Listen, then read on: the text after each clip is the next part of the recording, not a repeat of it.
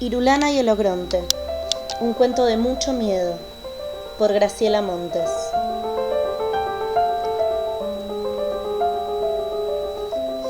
Aviso que este es un cuento de miedo. Trata de un pueblo, de un Ogronte y de una nena. El Ogronte no tenía nombre, pero la nena sí.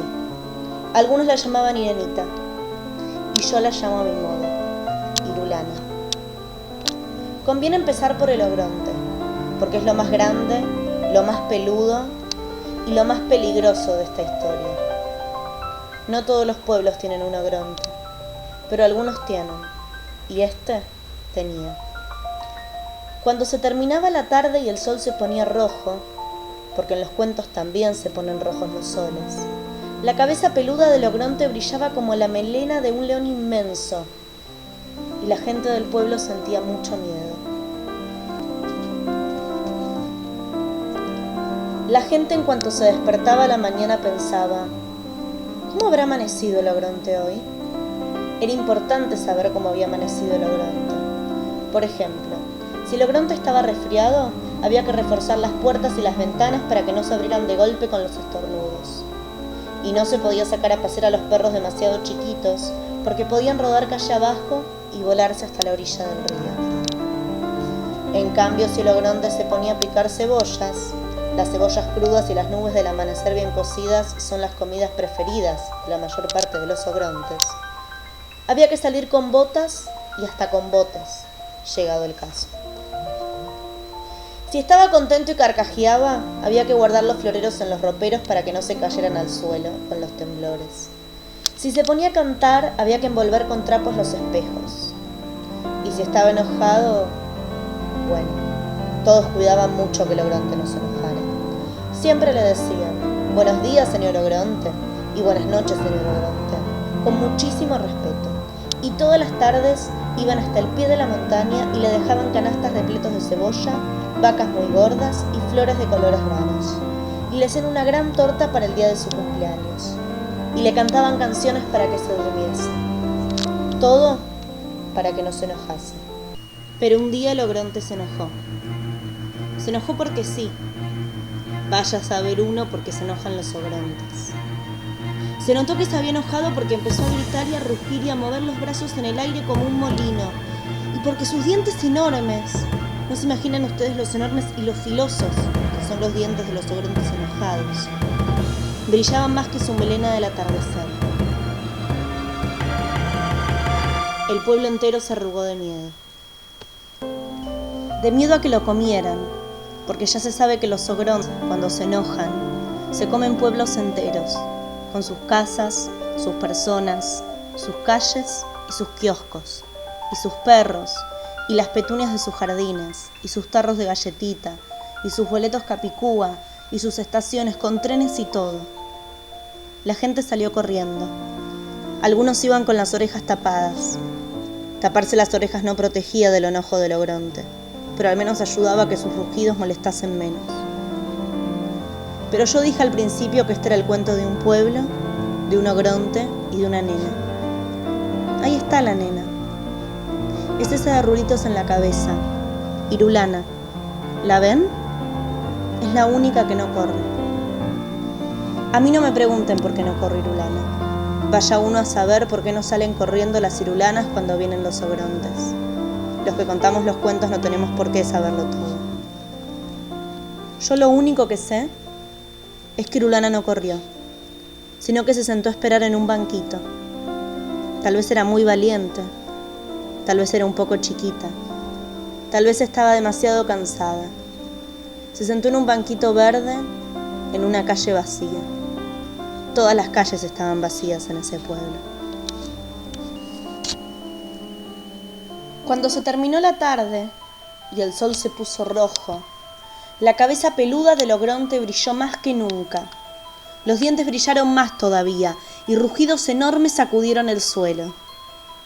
Irulana tuvo miedo. Y más miedo tuvo cuando vio que el Ogronte se empezaba a mover. Ahora viene y se come el pueblo, pensó Irulana. Y efectivamente, no se olviden que yo avisé que este era un cuento de miedo. En cuanto llegó la tarde, el ogronte empezó a comerse el pueblo. Ya sé que esto es terrible, pero ¿qué se le va a hacer? Así son los ogrontes. Empezó por el ferrocarril, enroscaba las vías en un dedo y después las sorbía como si fueran tallarines. Masticaba las casas como si fueran turrón, y de tanto en tanto les daba un mordisquito a 2 o 3 árboles que había arrancado de raíz y que llevaba como un manojo de apio en la mano. Fue haciendo arrolladitos con las calles y se las masticó despacio. La plaza la dobló en 4, como un panqueque, y se la comió con gusto. Si alguna petunia se le escapaba de la boca, la empujaba con el dedo hacia adentro. Y comió, y comió. Se lo comió todo. Tengan en cuenta que los ogrontes son muy grandes, y este era un pueblo chico.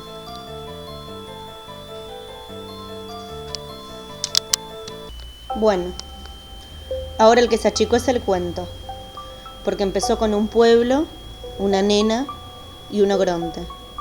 Y ahora ya no hay más pueblo. No hay nada más que una nena y un ogronte. Y nada, pero nada más. Nada de nada.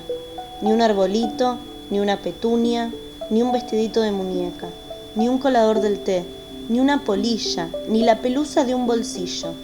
Nada más que Irulana en su banquito y un ogronte enorme que está bostezando. Está bostezando porque ese ogronte, siempre que se comía un pueblo entero, le venía el sueño. Pero Irulana no sabe que el ogronte bosteza. Tiene tanto miedo que cerró los ojos. El ogronte da 1, 2, 3 pasos más. Y justo cuando está por descubrirla a Irulana en su banquito, se queda dormido. Ahí fue cuando Irulana abrió los ojos y lo vio. Parecía una montaña, pero seguramente era un ogronte, porque las montañas no usan botas lustrosas ni cinturones de cuero. Y roncaba además, como solo roncan los ogrontes. Irulana era una nena valiente, pero también era chiquita y se sentía sola. Cualquiera se sentiría solo en el lugar de Irulana. No tenía nada en el mundo, nada más que un ogronte dormido y un banquito verde. Y eso no es nada, es muy poquito. Sobre todo cuando el aire se pone negro y se viene la noche oscura. Oscura, pero oscura, oscura. Oscurísima y oscura. La luna no había salido todavía y las estrellas estaban demasiado lejos. Mira, así como se ve ahí, así de oscuro y de vacío estaba el mundo. Entonces Irulana se puso de pie en su banquito, que como estaba tan negro todo, ni siquiera era un banquito verde, y gritó bien pero bien fuerte, lo más fuerte que pudo gritar: ¡Irulana! Eso gritó, una sola vez. Y aunque Irulana tenía una voz chiquita, el nombre resonó muy fuerte en medio del oscuro. Y el nombre creció y creció. La I, por ejemplo, tan flaquita que parecía, se estiró muchísimo. No se quebró porque era una I muy fuerte. Y se convirtió en un hilo largo y fino, que se enroscó alrededor del ogronte, de la cabeza del ogronte, de los pies del ogronte, de las manos del ogronte, de la panza inmensa donde estaba todo el pueblo. Y la R se quedó sola en el aire, rugiendo de rabia, porque las R's rugen muy bien, mejor que nadie. Y la U se hundió en la tierra y cavó un pozo profundo, el más profundo del mundo. Y entonces la R, que rugía como una mariposa furiosa, hizo rodar al ogronte hasta el fondo de la tierra. En una de esas ustedes ponen cara de no puede ser, y se ríen, y dicen que una palabra no puede hacer esas cosas. Y yo digo que sí, puede. Prueben, si no, de decir una palabra importante, una sola, en medio de la noche oscura y al lado de un ogronte. La lana de Irulana se hizo un ovillo redondo y voló al cielo para tejer una luna.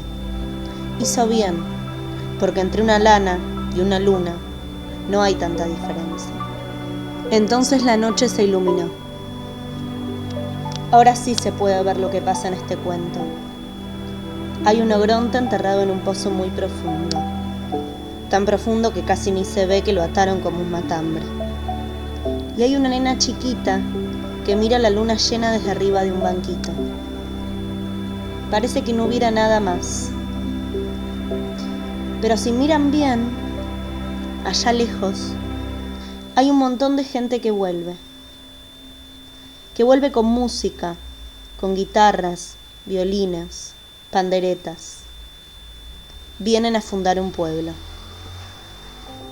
Y este cuento se termina más o menos como empieza. Había una vez un pueblo y una nena. Ogronte en cambio no había. Algunos pueblos tienen Ogronte, pero este no tenía. Es un cuento un poco igual y un poco diferente. Eso sí, seguro que no es de miedo. Irulana y el Ogronte, un cuento de Graciela Montes, narrado por Anika Ugarte.